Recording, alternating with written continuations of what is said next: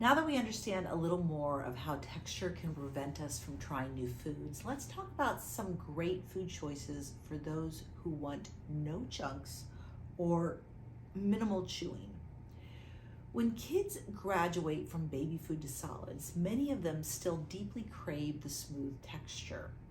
The most common nutrition grabbing smooth food is, well, a smoothie.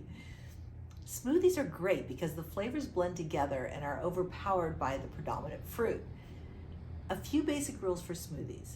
When using fresh fruit, it can be helpful to freeze it first because it allows the smoothie to be made without the addition of ice, which of course will water it down. For thick creaminess, use one of these two foods, bananas and or an avocado. Nut butter can also contribute to creaminess, but I still prefer either bananas or avocados as a base. I do a lot of smoothies for myself, but I follow a very low carb diet and don't eat sugar and even avoid many sweet fruits. So avocados keep it smooth without the added sweetness. Add some lime or lemon juice to give it a kick. The acid helps bring a more alive and enjoyable flavor. It's one of those things that you make a smoothie yourself and you're like, what is missing? And often that's it. Another tip is to start simply with a banana, some frozen berries, a squeeze of lime, and maybe some liquid that's either dairy or non-dairy based. If that goes well, then start mixing in some spinach or cucumber or kale and put in a tad at first, working your way up to more. A lot of people have told me over the years that they sneak green leafy vegetables into their kids' smoothies. I personally sneak them into my partner's smoothies, which is not fully true because even though I don't tell him about it, he knows there's no way I would make him a smoothie without something green and leafy. But sneaky is tricky because at least afterward, you want them to know that they ate it. They need to know it didn't kill them or make them sick or make them gag. So it's your choice, but full disclosure can really be beneficial. So let's talk about soups. I'm a big fan of bone broth, and many of you have seen it in store shelves, but wondering what's so special about it. It's a simple way you can utilize both pre-cooked and uncooked bones to create a super delicious broth loaded with minerals and other nutrients. Making it yourself may seem time-consuming, but it's one of those foods that you really get a payoff for your effort. And the effort is minimal because it's basically throwing a bunch of vegetable scraps and bones into a pot of water. The reason it's more nutritious than concentrated bouillon is because the bones are slowly cooked with a bit of acid, vinegar, or lemon juice. The process helps extract the minerals from the bones and deposit them in the broth. My son Joey would not eat vegetables when he was little, so I used soup as a way to get in the vegetable of the day. I would make huge pots of bone broth, freeze some, put enough for about 3 days in the fridge, and then each day I would take out the broth, steam up one vegetable in the broth, like broccoli, carrots, squash, cauliflower. Sometimes I would add a little meat. Once it was soft, I would puree it and make sure you add plenty of sea salt. You can add cream for a dairy version, and for a non-dairy version, you can do cashew cream if you want to. So if you want to learn more about bone broth, I highly recommend the Weston A. Price Foundation. They have some great recipes and they'll give you more information about why bone broth is so fantastic. Now, these creamy soups saved my son from malnutrition. I didn't know a lot about cooking back then in those days, but this was the only way for years that he would consume vegetables. Another soup that is great for those with texture sensitivities is dal. Dal is a staple throughout India and other countries such as Nepal, Sri Lanka, Pakistan, and Bangladesh, but it's found in different versions and really beloved in parts of Africa and the Caribbean. It can be made spicy or mild with loads of variety of different lentils as the base, and it's incredibly simple food, yet can be extremely complex. In trying it for the first time, I highly suggest a beloved restaurant that you know may serve it before making it yourself, simply because you will then know what you're aiming for, what it's supposed to taste like. Dal is another great food for the bread lover because you can order some naan and dip the naan in the dal.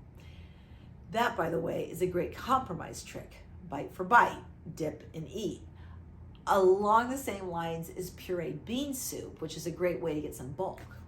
One of your kitchen's best friend for soup is a handheld immersion blender. And in case you haven't learned the hard way, like many cooks have, when you put hot soup into a regular blender, it will explode. Gratefully, I have moved from those houses with soup stains on the ceiling. But an immersion blender will allow you to puree your soup while it's still in the pot. So it's so much easier. Okay, let's keep going. Let's talk about ketchup. Innocent ketchup is going to get a kick in the pants here because it could be so much more and so much less. In the category of less, maybe try to buy versions without corn syrup. It's a small step that makes a big difference. In terms of more, the things that ketchup can hide. If you watch the nutrition video, you can learn more about lacto-fermented vegetables and the benefits that they have for your diet. The liquid in these veggies is delightfully tangy and packed with pre and probiotics. Adding a tiny bit of the brine of like kimchi or sauerkraut purchased in the refrigerated section of your market, put that in with your ketchup and it makes the ketchup an instant health food. Dipping is a way to ease into foods that are unique to your child's palate. Dipping helps us expand our flavor profiles by combining 2 textures, more than 2 flavors, and a bit of adventure.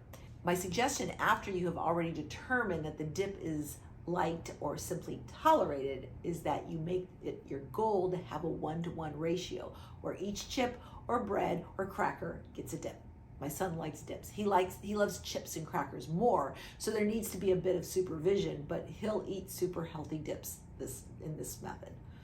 Here are some ideas to make dipping enjoyable for the struggling food pioneer. Chips and guacamole.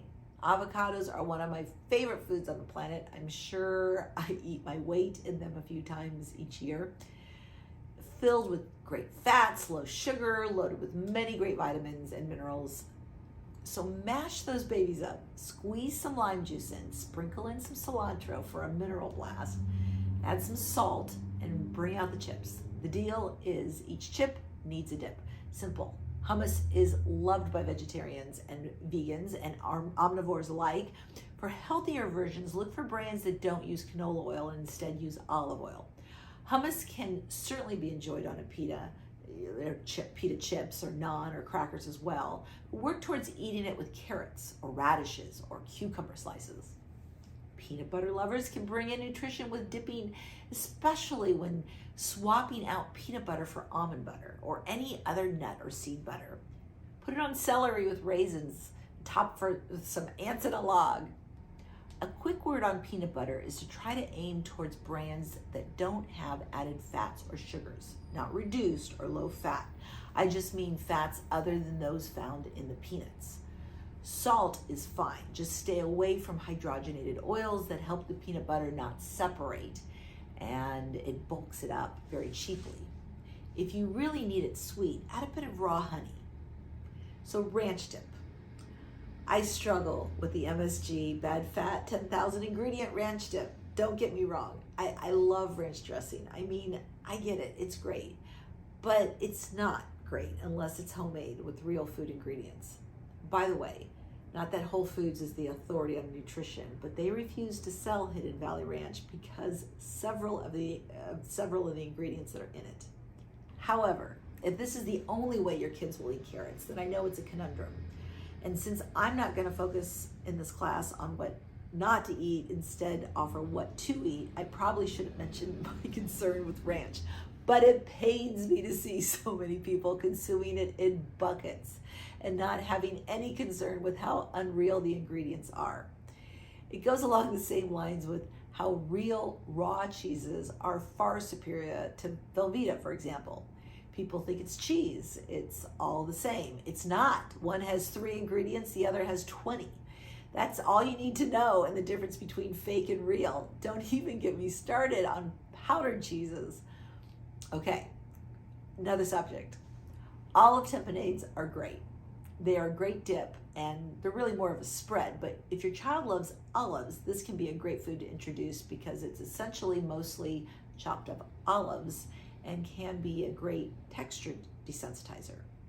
Chicken satay is on a menu at most Thai restaurants. It's easy to make and enjoyed at home. Even with peanut allergies, the recipes can easily convert with different kind of nuts like cashews. Chutneys are an incredible dip for papadums or naan, and you'll find both smooth and chunky versions while visiting an Eastern Asian, African, or Caribbean restaurant. Along the same lines, you have foods like chimichurri, used daily by the lovely people of Argentina. And I could go on and on about the wonderful countries and dips that they have. I really wish I could. Like, seriously, I could massively nerd out on the subject of countries and their dips. But I will save this for a future blog video with some guests from those countries.